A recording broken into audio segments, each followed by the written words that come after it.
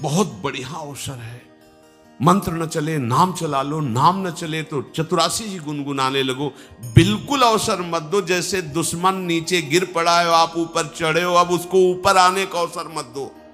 ऊपर आने का अवसर दिया तो अब आपको ऊपर आने का अवसर दुश्मन नहीं दे पाएगा। ध्यान रखना, एक बार अगर अब मन चढ़ गया आपके ऊपर और मनमानी आचरण करा लिया तो आपको भजन लायक नहीं रखेगा, क्योंकि वो समझ चुका है कि तुम ऐसी जगह पहुंच चुके हो कि अगर अब हम इसको हरा ना पाए तो मुझे जिंदगी भर इसका गुलाम बनना पड़ेगा। मन ने देख लिया है कि अब हम मारे जाएंगे, अब मुझे मरना पड़ेगा, तो वो आखिरी कोशिश करके आपका नाश करेगा। बस आप सावधान हो जाओ। इस समय आपके घुटने उसके गर्दन के ऊपर हैं, ऐसा समझो, क्योंकि सदगुरु आश्रय, संत आश्रय, सत्संग, नाम धाम आश्रय, अब वो विचलित हो रहा है, भड़बड़ा रहा है। कोई तो मिले ऐसा, थोड़ा तो हमें जीवन दान दे, क्या विषय भोग, थोड़ा तो मुझे विषय सेवन करने को मिले। चूक कर दी तो फिर गिरा देगा। परमहंस श्री ओंकारानंद सरस्वती जी ले जब बिल्कुल नई अवस्था में सामने उनके गए तो उनका, अच्छा बच्चा, बड़े भाग्यशाली हो, वैराग्य मार्ग में आए हो, पर ध्यान रखना, एक सांप को जब बंदर पकड़ता है तो बोले ऐसे ऐसे जड़ में रगड़ता है, फिर देखता, सू तो नहीं बोला, फिर रगड़ता है, और वो मरने पर भी रगड़ता ही रहता है कि कहीं इसमें जान न। बोले बस ऐसे ही साधु को, साधक को, उपासक को अपने मन को रगड़ना है। राधा वल्लभ सिंह हरिवंश, राधा वल्लभ सिंह हरिवंश, राधा वल्लभ सिंह हरिवंश।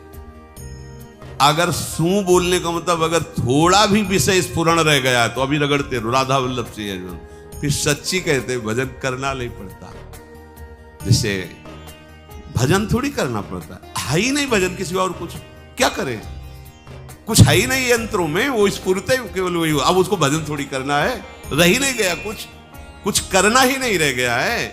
हंस रहे, खेल रहे, बात कर रहे, खा रहे, पी रहे, चल रहे, ठाड़े बैठे परे उताना, कबीर काहे हम राय ठिकाना, हर समय।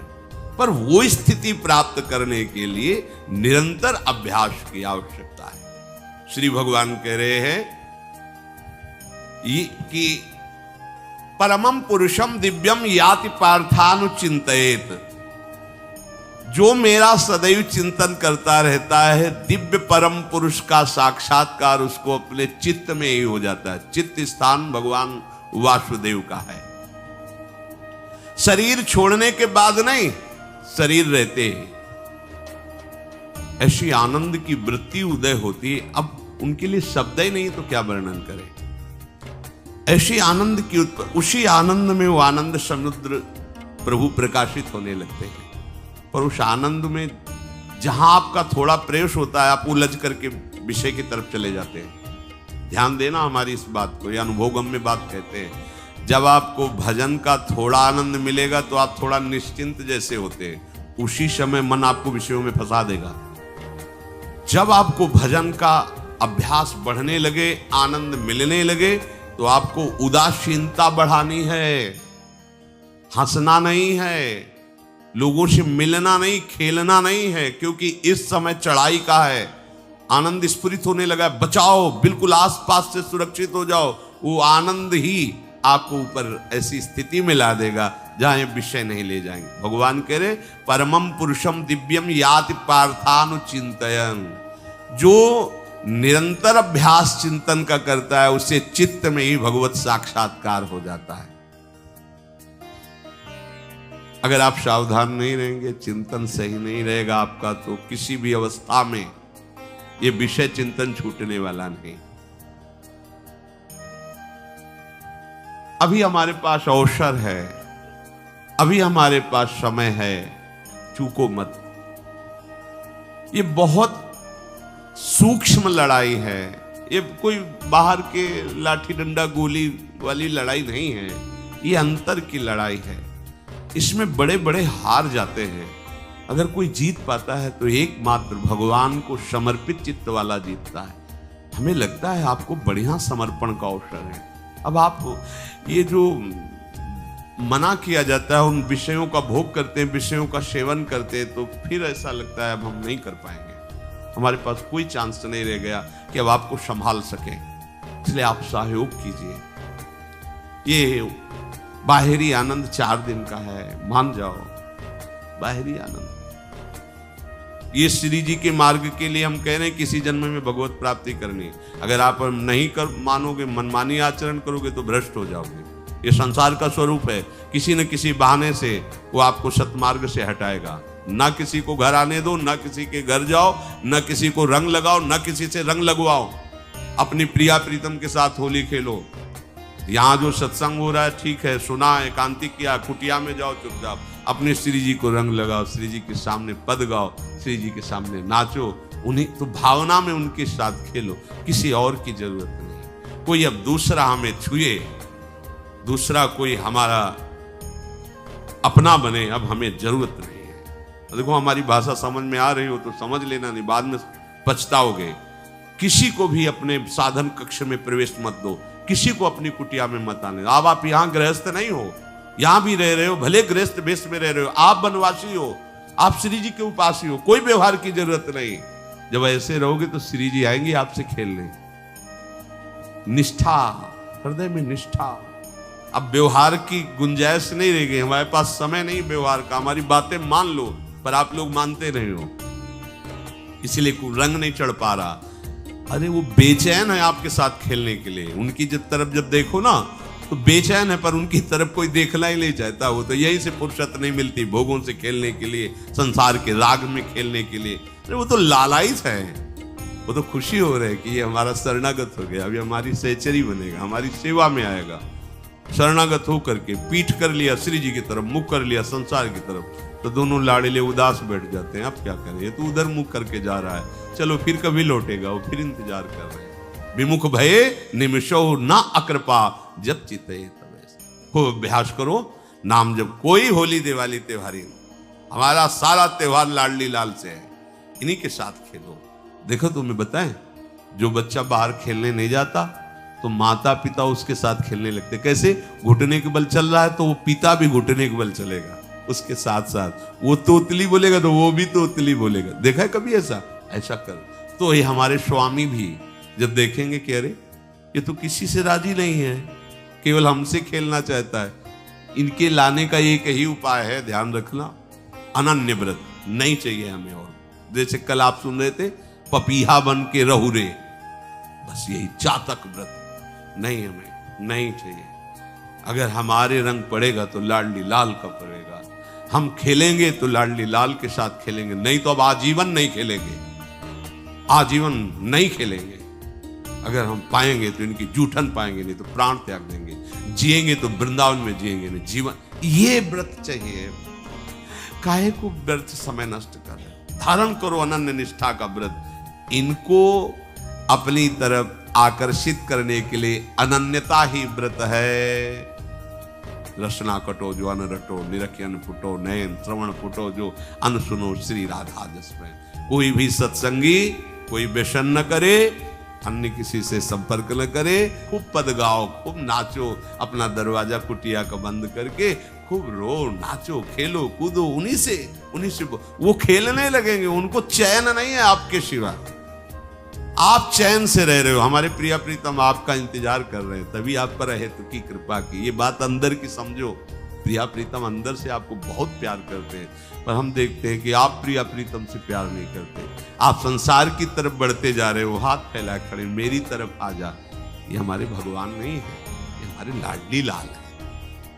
हम इनको भगवान नहीं, ये तो प्रेम के खिलौना दो खेलत है, प्रेम खेल। हमारे रसिकों ने इनको भगवान नहीं माना। अगर कोई संकट आया तो अपने आंचल में छुपा के इनको लेके भागे। ये नहीं सोचा कि अखिल लोक ब्रह्मांडों का ईश्वर, इसको छुपा के भागने की क्या जरूरत है। चाहे बिहारी जी को, चाहे राधा वल्लभ लाल को, जब कभी कोई ऐसा भय आया है तो ऐसा नहीं सोचा कि भगवान रक्षा करेंगे, नहीं, इनकी रक्षा हमें करनी है। इनको छुपा करके, कभी काम वन में राधा वल्लभ लाल को, कभी बिहार वन में से बिहारी जी महाराज, छुपा छुपा के अपने अपने ठाकुरों। तो हमारे ये लाडले हैं, प्यारे हैं, इन्हीं के साथ खेलना है, इन्हीं में रहना है। अब इन्हीं के पास रहना है, इन्हीं में रहना है। दो बात ध्यान रखो, इन्हीं के पास रहना है, इन्हीं में रहना है, बस।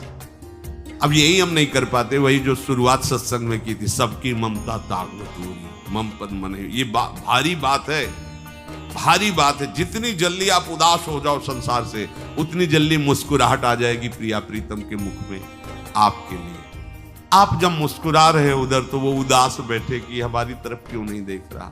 अब हमें अपने प्यारे को उदास नहीं करना, प्यारे को मुस्कुराहट से युक्त करना है। क्या हम उदास हो जाए? ताते मौन रहे वो उचित है, जगते भयो फिरे बैरागी, वृंदावन रस में अनुरागी। खूब चिंतन परायण रहो, कोई भी विषय का सेवन ऐसा ना करो जो आपकी बुद्धि भ्रष्ट कर। कोई आपने ऐसा गंदा व्यसन, गंदी बात, गंदी चेष्टा आप परसों नरसों, फिर आगे क्या?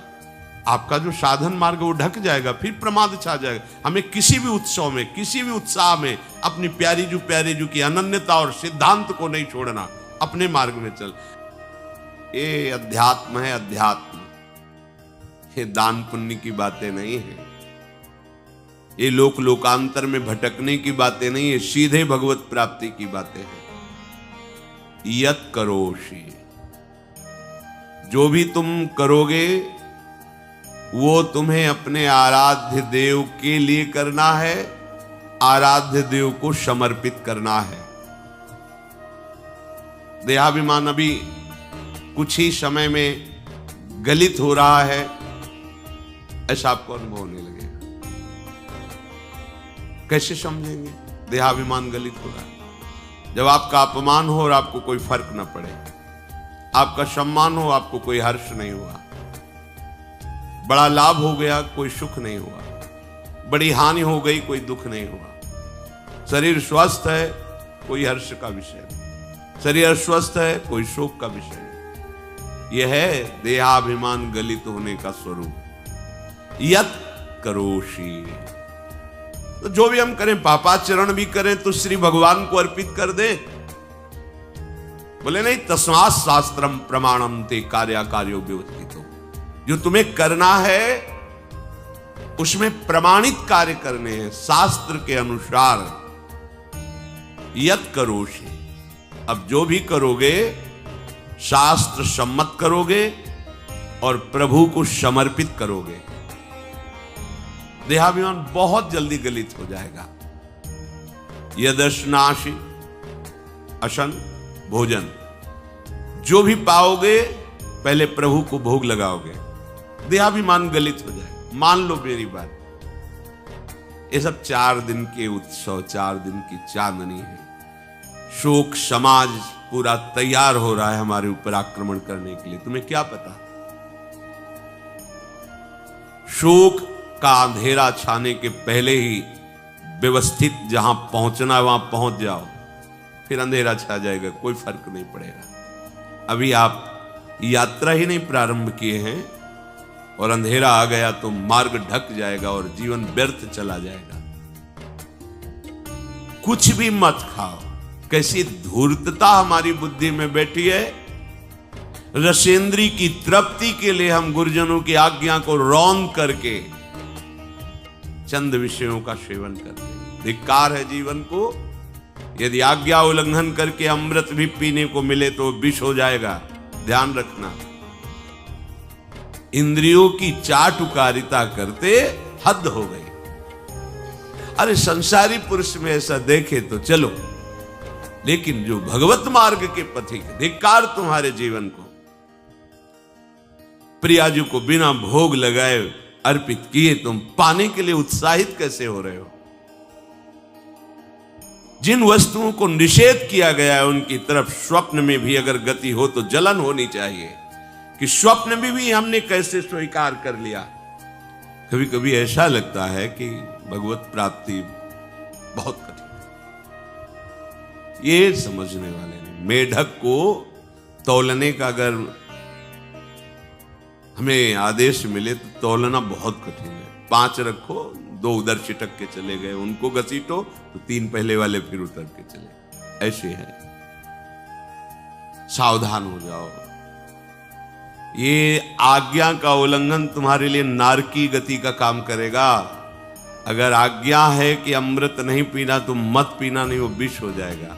और अगर आज्ञा है विष पी लीजिए तो गरल सुधा रिपु करहि मिताई, गोपद सिंधु अनल शीतलाई।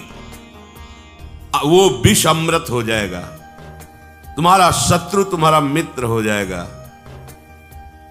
ये भव समुद्र गाय के खुर के गड्ढे के समान हो जाएगा। आज्ञा पालन बहुत बड़ी सिद्धि है। ये मूढ़ता का त्याग कीजिए। आप जानते हो, जानते नहीं है? नहीं, तुम नहीं जानते हो, तुम्हें वो जान रहे हैं। अगर तुम अपना आनंद चाहते हो, सुख चाहते हो, तो आज्ञा पालन करो। इसी से देहाभिमान गलित होगा। तुम्हारी एक एक वृत्ति उस सर्वात्मा प्रभु बैठे देख रहा है, और उन्हीं के रिझाने के लिए तो तुम्हें मानव देह मिली, भगवत मार्ग मिला। ये ध्यान रखो, एक बार भी बिना भोग अर्पित किए हुए जो पाओगे वही तुम्हारी बुद्धि भ्रष्ट कर देगा। देख लो आंख खोल के कैसे बुद्धि भ्रष्ट होती है। वो अपने आराध्य देव इष्ट देव की ही निंदा करने लगता है, आराध्य देव इष्ट देव के विपरीत चलने लगता है। ये बुद्धि गिरी मतलब सर्वनाश। जो शास्त्र में कहा गया है, कामः संजायते क्रोधा क्रोधा स्मृति विभ्रमा स्मृति भ्रंशात् बुद्धिनाशो। बुद्धिनाश को ही कहा गया प्रणश्यति, नष्ट हो गया, वो किसी काम का नहीं।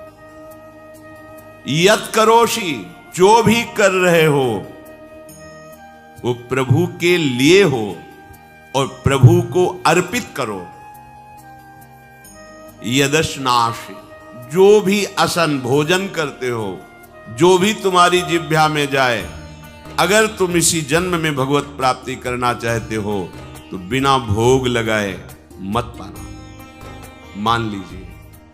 फिर कह रहे यज्जुहोषि, जो भी तुम, हवन का तात्पर्य होता है भागवतिक कार्य करते हो, वो प्रभु को अर्पित कर दो, बड़ा सुख मिलेगा। जो तुम ददाशी, किसी को भी कुछ भी देते हो, प्रभु को दे दीजिए। देने के पहले उसमें भाव कीजिए, राधा वल्लभ लाल इसके हृदय मंदिर में बैठे हैं। अब भोजन जल वस्त्र जो भी आपको उसको दिया तो उस व्यक्ति को नहीं दिया, सीधे ठाकुर जी को दिया, राधा वल्लभ लाल को दिया। यत तपस्यासी, जो भी तुम तपस्या कर रहे हो, काम वेग को सह रहे हो, क्रोध को सह रहे हो, गर्मी सर्दी सह रहे हो, अनुकूलता प्रतिकूलता सह रहे हो, ये भी प्रभु को अर्पित कर दो। भगवान आदेश कह रहे हैं तत्कुरुष्व मदर्पणम। ये सब मेरे को अर्पित करने का मतलब मेरी पूर्ति नहीं हो जाएगी, तेरी पूर्ति हो जाएगी। भला ये सब नदियां समुद्र में गिरना बंद कर दे तो समुद्र घट जाएगा क्या? यद्यप समुद्र प्राकृतिक है, चिदानंद नहीं। भगवान तो चिदानंद समुद्र है। कोई भी नदी चाहे बाढ़ युक्त जाके गिरे या गिरना बंद कर, समुद्र में कोई फर्क नहीं पड़ता। इसीलिए सेवक जी ने कहा है, मांगो मन मनुष्य दासी अपनी कर, पूर्ण काम सदा हृदयम। हे पूर्ण काम प्रभु, यद्यपि आपको मेरी जरूरत नहीं है, पर मैं अपने लिए मांग रहा हूं कि अपनी दासी बना लीजिए।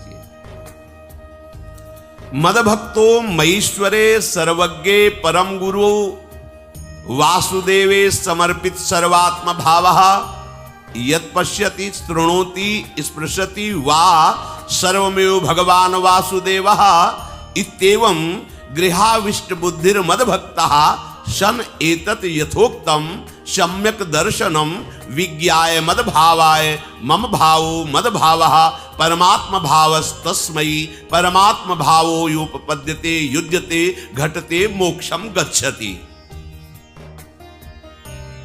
वेद कहता है, भगवान की वाणी, मद भक्तो, जो मेरा भक्त हो गया है।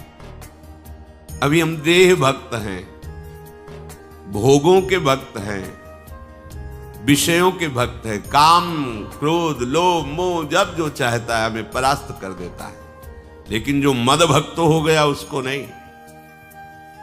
बाहरी वेश परिवर्तन से मद भक्तो नहीं होता। कभी कभी हंसी आती है कि अमृत कुंड को छोड़ करके मल कुंड का स्वाद लेने के लिए कितना लालायित है जीव। कैसी मंद बुद्धि, मतलब एकदम लगता है कि वाह प्रभु आपकी है विचित्र माया है। ये इधर कूदे तो अमृत कुंड है, इधर कूद रहा है मल कुंड है। वो जानबूझ करके अमृत को त्याग करके मलकुंड में जा रहा है, जहां हमारी प्यारी जी और प्यारे जी की ऐसी सुख वृत्ति है, वेणु कानन कुणित श्रवण सुंदर सुनत मुक्ति सम सकल सुख पाए पग पेलिरी। मोक्ष सुख को भी लात मार करके जिस सुख में बढ़ाए, कैसा कैसा तुम्हारा आश्रय है। हमारे युगल सरकार का ऐसा सुख है कि मोक्ष सुख थूक देने योग्य हो जाता है, और आप युगल सरकार को एक तुच्छ विषय के लिए छोड़ देते। कैसे भक्त हो तुम, कैसे हो तुम? खुद प्रश्न करके देखो। कभी तुम्हें अपने ऊपर धिक्कार नहीं आता? अपने को बहुत चतुर समझते हो, अपने को बहुत प्रवीण समझते हो कि कोई नहीं जानता हम क्या खाते हैं, कोई नहीं जानता हम कहां जाते हैं, कोई नहीं जानता हम कैसे खिलाड़ी हैं कि खेल रहे। अरे पागल, तू कैसा खेल रहा है।